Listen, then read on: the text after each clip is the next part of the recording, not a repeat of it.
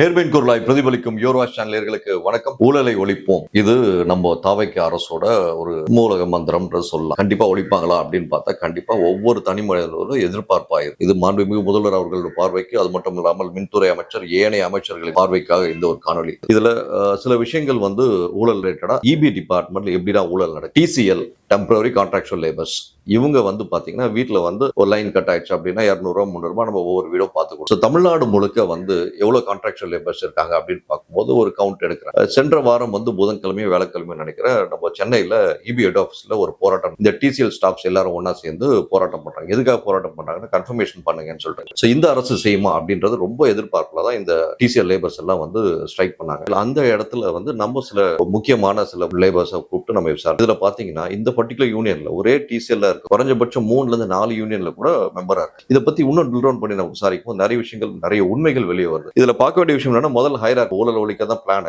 But அதுக்கு முன்னாடி முதல்ல இபி டிபார்ட்மெண்ட் இருக்க ஹைரார்கி பொதுமக்கள் தெரிஞ்சுக்கணும்ன்றதுக்காக, ஏன்னா பொதுமக்களும் இந்த ஊழல் எப்படி நடக்குதுன்னு தெரிஞ்சுக்கணுன்றதுக்காக ஃபர்ஸ்ட் ஹைரார்கி மினிஸ்டர் கீழே ஒரு ஐஏஎஸ் ஆஃபீஸர், ஐஏஎஸ் கீழே சேர்மன் கீழே ஒரு எஸ்சி கீழே இ ஸ்கொயர், அப்புறம் இஇ, அப்புறம் ஏடி, ஏஇ, அப்புறம் ஃபோர்மேனு, அப்புறம் எல்ஐ, அப்புறம் சிஐ, அப்புறம் ஒயர்மேனு, ஹெல்பரு, இது நடுவில் கேங்மேன் ரேங்க் வருவாரு. அதுக்கப்புறம் தான் ஃபீல்ட் அசிஸ்டன்ட் சொல்லி போடுறாங்க. ஸோ இவ்வளோ கேட்டகரி இருக்கு. இது போக டிசிஎல், சிஎல் சொல்லி சொல்றாங்க இல்லைங்களா. இப்போ பெரும்பான்மையா இருக்கவங்க எல்லாமே சிஎல் கேட்டகரி. ஒரு பர்டிகுலர் யூனியன்ல 7000 பேர் இருக்காங்க.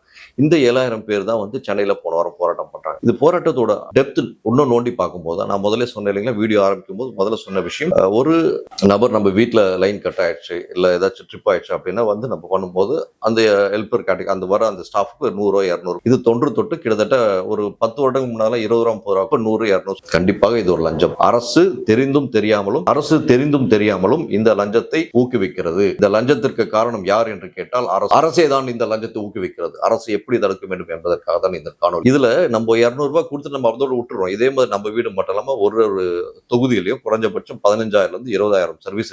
ஒரு சர்வீஸ்க்கு நம்ம முதல்ல ஹைரார்கி சொன்னோம் இல்லைங்களா, அந்த சேர்மேன், இந்த கேட்டகரி, அந்த கேட்டகரி வச்சு பார்க்கும்போது ஒரு தொகுதியில குறைஞ்சபட்சம் 10,000 இருந்து 15,000 சர்வீஸ் இருக்கு அப்படின்னா மினிமம் 1 ல இருந்து 2 எல்ஐ இருக்கு. ஒரு எல்ஐக்கு 10 ல இருந்து 15,000 டிரான்ஸ்ஃபார்மர் அக்கௌண்ட் ஆகுது. அது போக அவர் ஒரு எல்ஐக்கு 2 ஒயர்மேன் இருக்கணும், 4 ஹெல்பர் இருக்கும். இதுதான் ஒவ்வொரு தொகுதிக்கு அத்தியாவசியமான ஒரு மேன் பவர். இந்த மேன் பவர் அப்படியே இருக்கா அப்படின்னு பாத்தீங்கன்னா, தமிழ்நாடு முழுக்கும் எந்த தொகுதியிலும் 234 தொகுதியிலும் இந்த மேன் பவர் கிடையவே கிடையாது. இதுல ஒரு குயிக் இன்ஃபர்மேஷன், இந்த ஷார்டேஜோட எஃபெக்ட் என்ன ஆகுதுன்னா, இவங்க ஸ்பெஷலா வேற ஒரு கான்ட்ராக்ட் எடுத்துட்டு போட்டு அந்த ஹெல்பர் வச்சு தான் அவங்களுக்கு தேவையான ஃபில் பண்ணிடுறாங்க. அவங்களுக்கு தேவையான விஷயம் அப்பப்போ கொடுத்துறாங்க. அது போக ஃபீல்ட்ல போய் வேலை செஞ்சு வராங்களே, அவங்க 200 ரூபாய் 300 ரூபாய் வாங்கிட்டு அவங்களுக்கான அந்த தேவையை அன்னைக்கான தேவை பூர்த்தி பண்ணிடுறாங்க. இந்த கவர்மெண்ட் அலாட்டட் டிசிஎல் கேட்டகரி, இவங்க சிஎல் கேட்டகரி. டிசிஎல் சொல்லிட்டு தமிழ்நாட்டில் இன்னைக்கு ஒருத்தங்க கூட கிடையாது. ஆன் ரெக்கார்ட்ல ஒருத்தவங்க, ஏன்னா டிசிஎல் எல்லாமே மொத்தமா கன்ஃபர்மேஷன் பண்ணி முடிச்சாச்சு. டிசிஎல்னா டெம்பரரி கான்ட்ராக்சுவல் லேபர்ஸ், சிஎல்னா கான்ட்ராக்சுவல் லேபர்ஸ். சரிங்களா. இதுல பார்க்க வேண்டிய விஷயம் என்னன்னா, ஃபார் எக்ஸாம்பிள்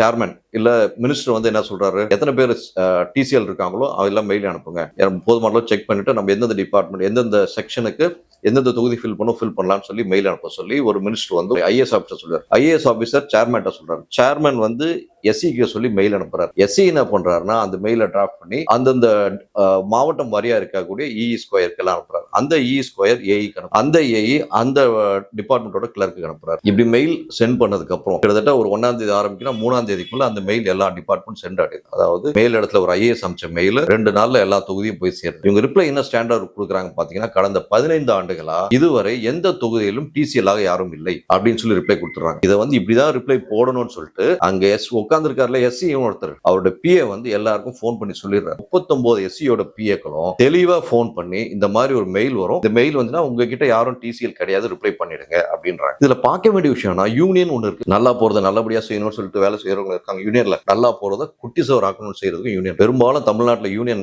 முதல்ல நிறைய நல்லது, இப்போ குட்டி சவரா போறதுக்கு நிறைய யூனியன் செஞ்சுட்டு இருக்கு. எல்லா யூனியன் சொல்ல குறிப்பிட்ட சில யூனியன். இதுல பாத்தீங்கன்னா, அந்த மாதிரி அனுப்பக்கூடிய மெயில்ல இவங்க ரொம்ப ஸ்மார்ட் மூவ் பண்றாங்க. எந்த டிசிஎல் எங்க தொகுதியில கிடையாது, தேவை கிடையாது.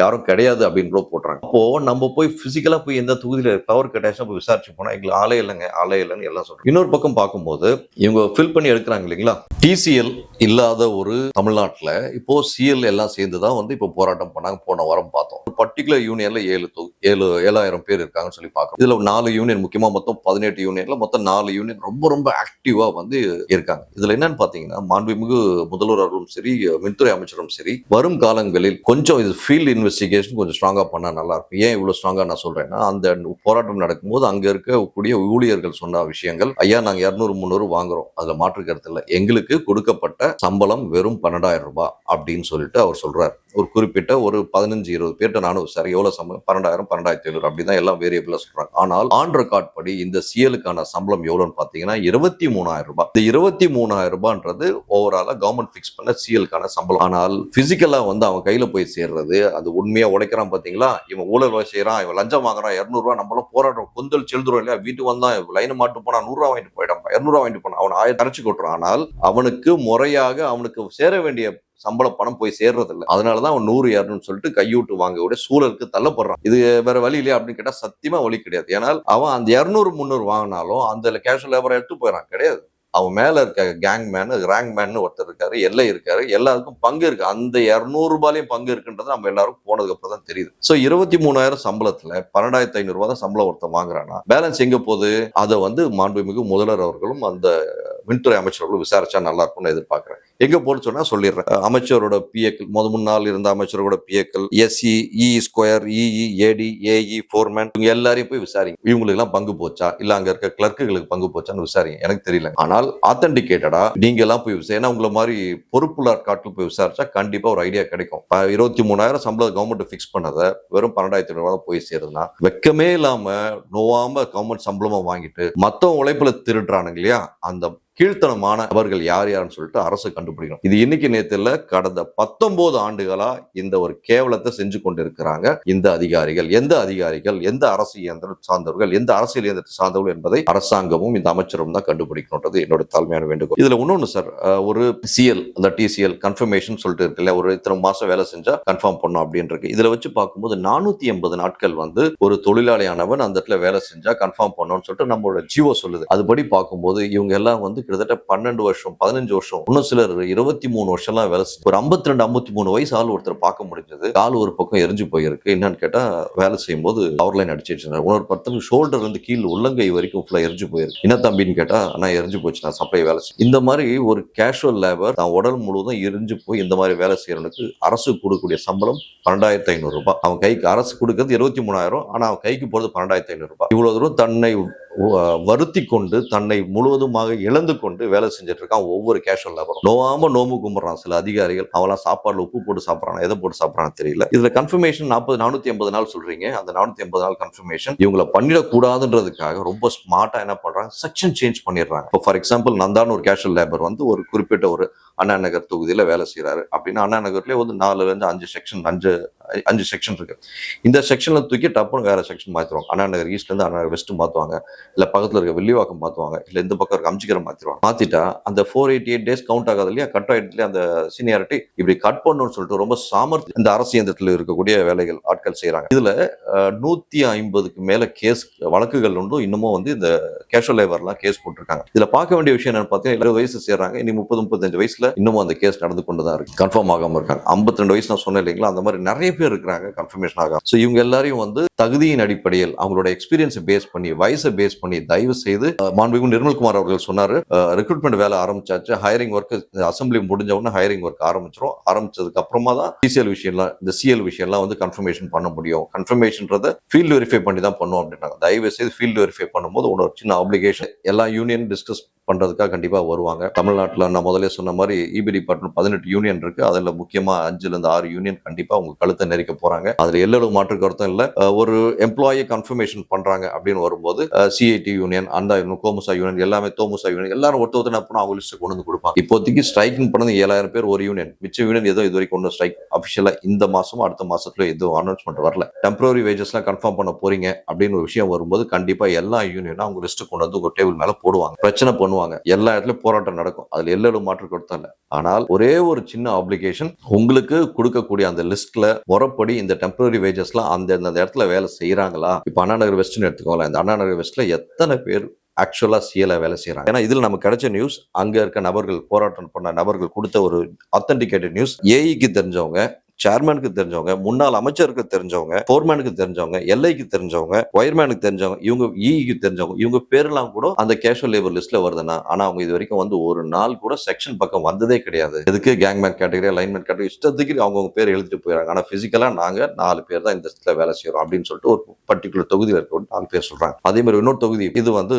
வேலூர் தொகுதி, அந்த தொகுதியில ஒருத்தர் ஒரு 3 பேரை சந்திக்கும். அந்த 3 பேர், ஆனா எங்க லிஸ்ட்ல வந்து 13 பேர் காமிக்கிறாங்க. நாங்க 3 பேர் தான் கடந்த 7 வருஷமா வேலை செய்யறோம். மிச்சம் 10 பேர் யாருன்னு எங்களுக்கு தெரியாதுன்னு, ஆனா அவங்க 10 பேர் லிஸ்ட்ல இருக்காங்க அப்படின்றாங்க. அப்ப இந்த சங்கத்து லிஸ்ட்ல இருக்க, இந்த சங்கத்து லிஸ்ட்லனா வேற சங்கத்து லிஸ்ட்ல இருக்கு. மாண்புமிகு அமைச்சரோட பிஏக்கள் தயவு செய்து பிசிக்கலா அந்த லிஸ்ட் உங்களுக்கு கொடுக்கப்பட்டதுன்னா பிசிக்கலா அங்க வேலை செய்யறானா அப்படின்றப்போ, ஏன்னா சும்மா நோவாம நோம்பு கும்பிடுறவனா கூட்டு வந்து நம்ம அரசு வந்து சம்பளம் கொடுக்கறது சத்தியமா ஏத்துக்க முடியாது. அப்படி மீறி கொடுத்தால் கண்டிப்பா நான் ஆட்டியை போடுவேன் அப்படின்ற பதிவு பண்றேன். சரிங்களா? எந்த கன்ஃபர்மேஷன், டெம்பரரி வேஜஸ் கன்ஃபர்மேஷன் சொல்லி நடந்ததுன்னா ஒருத்தரோட கன்ஃபர்மேஷன் ஆத்தென்டிகேஷன் இருந்தால் மட்டும்தான் விடுவோம். இல்லைன்னா கண்டிப்பா அத்தனை நபர்களும் இன்னைக்கு போராட்டம் பண்ண, போன வாரம் போராட்டம் பண்ண 7000 நபர்கள் கண்டிப்பா வந்து ஆர்டிஐ இண்டிவிஜுவலா போடுவாங்கன்றத பதிவு செய்யறேன். இந்த மாதிரி கண்ணுக்கு தெரியாம தான் வேலை செஞ்சுட்டு இருக்க இடத்துல இந்த மாதிரி ஒரு அவலத்தன்மை, வேலைக்கே வராம வீட்டுல உட்காந்துட்டு சம்பளம் வாங்குறவங்களும் இருக்காங்க. அந்த சம்பளத்தை கிளர்க்குக்கு தானம் பண்ணிட்டு சும்மா உட்காந்து, ஏன்னா கவர்மெண்ட் பேர் வரல, தன்னோட பேர் வரணும்னு இன்டென்ஷன்ல உட்காந்துருக்கவங்களும் இருக்காங்க. இதுதான் இப்போது இருக்க சூழல். ஊழலை ஒழிக்கணும்னு நினைச்சா இதுதான் மிகப்பெரிய ஊழல்.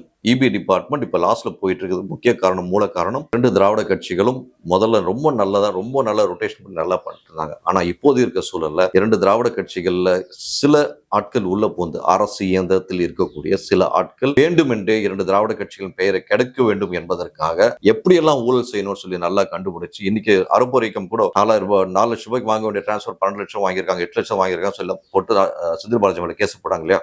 100க்கு 100 உண்மை. இந்த மாதிரி தான் ஒவ்வொரு இடத்துலையும் கரப்ஷன் எப்படி பண்ணணும்னு சொல்லி கொடுத்து அந்த அரசு எந்திரத்தில் இருக்கக்கூடிய முக்கிய அதிகாரிகள் அதை முதல்ல ஐடென்டிஃபை பண்ணி, இப்போ இருக்க தாவேக்கா அரசு இதை ஃபிக்ஸ் பண்ணாலே அவன் பாவங்க 100 ரூபாய் 200 ரூபாய் வாங்குறத பத்தி நம்ம கரைச்சு கொட்டுறோம். அவனுக்கு முழுசா 23,000 வாங்குற பணத்தை அப்படியே அவன் கையில போய் சேர்க்கிற வழியை பண்ணினா சந்தோஷமா இருக்கும். ஏனென்றால் அவன் ஒருத்தரோட கையை கால அவனோட ஃபேமிலி சுச்சுவேஷன் பார்க்கும்போது மனசு ரொம்ப வலிக்குதுன்றதை பதிவு பண்றோம். காவல்துறையில எப்படி 2-3 ஆண்டுகள் ஒரு முறை எஸ்ஐ இன்ஸ்பெக்டர் எல்லாம் வந்து வேற தொகுதி மாத்துறீங்களோ, அதே போல தயவு செய்து இது போல இபி டிபார்ட்மெண்ட் ரொம்ப சென்சிட்டிவான டிபார்ட்மெண்ட். இந்த டிபார்ட்மெண்ட்லயும் அட்லீஸ்ட் 3 வருஷத்துக்கு ஒரு தடவை, 4 வருஷத்துக்கு ஒரு தடவை, 5 வருஷத்துக்கு ஒரு தடவை சஃபில் பண்ணினால் மட்டும்தான் ஓரளவுக்கேனும் அங்க இருக்கக்கூடிய ஊழலை கண்ட்ரோல் பண்ண முடியும்.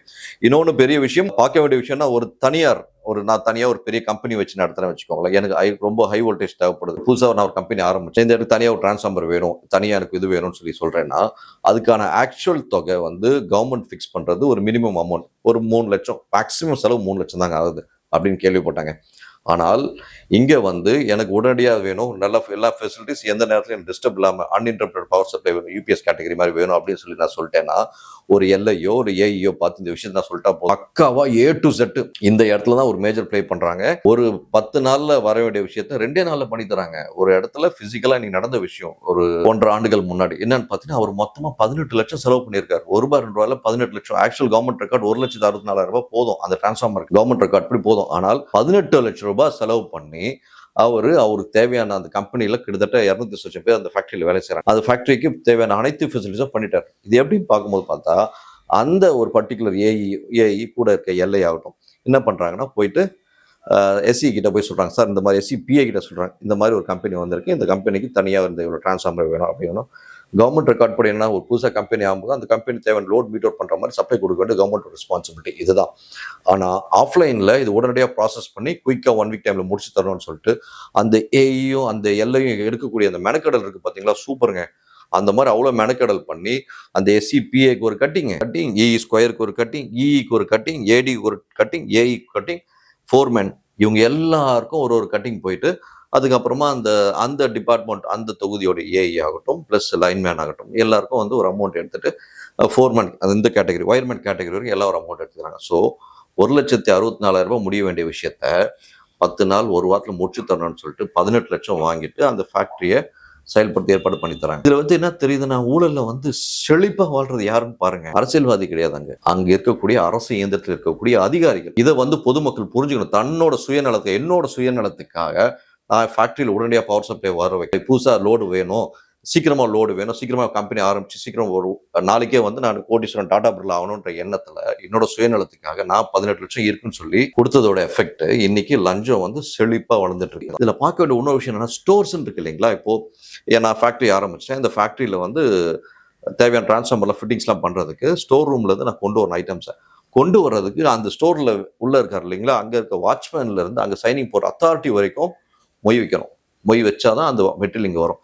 ஆனால் அந்த மெட்டீரியல் வண்டி வச்சு தூக்கிட்டு வராங்க இல்லையா, அந்த வண்டி காசுல இருந்து அந்த எல்லாம் டிஸ்சார்ஜ் ஆகிற காசு, டிஸ்பேச் காசு கொண்டு மொத்தமா அதையும் ஃபைலிங் பண்ணி கவர்மெண்ட்ல இவங்க சப்மிட் பண்ணி அந்த பணத்தை வாங்கிக்கிறாங்க. ஸோ அது தனியா கவர்மெண்ட் ரெக்கார்டுக்கு அமௌண்ட் ஆஃப் இது தனியா அந்த அமௌண்ட் வருது. ஸோ இப்படி வச்சு அப்ராக்சிமேட்டா பார்க்கும்போது இந்த கணக்கெல்லாம் எங்க போய் அடிக்கிறது? ஒரு நாளைக்கு ஒருத்தன் எவ்வளவு அடிக்கிறான்றது யோசிச்சு பாருங்க. அரசு இயந்திரம் எப்படி செயல்படுன்றது ஒவ்வொரு டிபார்ட்மெண்ட்லயும் கண்டிப்பா நம்ம லாஸ்ட் வீக் வந்து ரெவன்யூ டிபார்ட்மெண்ட் பத்தி போட்டோம். இபி டிபார்ட்மெண்ட் அடுத்த வாரம் வேற டிபார்ட்மெண்ட் கை வைக்க போறோம். கண்டிப்பா அந்த டிபார்ட்மெண்ட் பத்தி விஷயம் வெளியே கொண்டு வர போறோம்.